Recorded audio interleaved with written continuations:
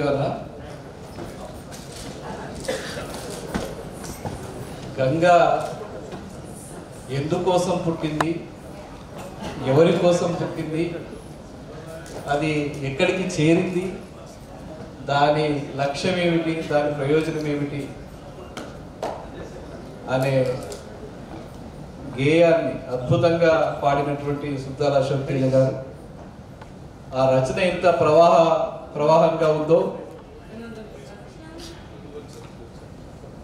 ఆయన పాడిన తీరు కూడా అంతే ప్రవాహంలాగా కొనసాగింది. సుమారు 1.5 గంట పాటు కొనసాగినటువంటి ఆయన గానం ఏదైతే ఉందో ఇక్కడ ఉన్న వాళ్ళందరినీ తొలగించిందని చెప్పడంలో ఎలాంటి అతిశయోక్తి లేదని చెప్తున్నాం. సుద్దాల గారికి ధన్యవాదాలు తెలియజేస్తూ అశోక్ గారికి నా పుస్తకం ఎందుకు వాక్కులమ్మ ప్రచురించిందో మీకు ఇప్పుడు అర్థమైంది. అందశ్రీ ఎందుకు భూమిక వహించినాడో, ప్రతి పేజీ ఆర్ట్ పేపర్లో ఎలా దించినాడో ఈ కావ్యం విన్న తర్వాత మీకు అర్థమై ఉండాలి. అందశ్రీ తమ్ముడికి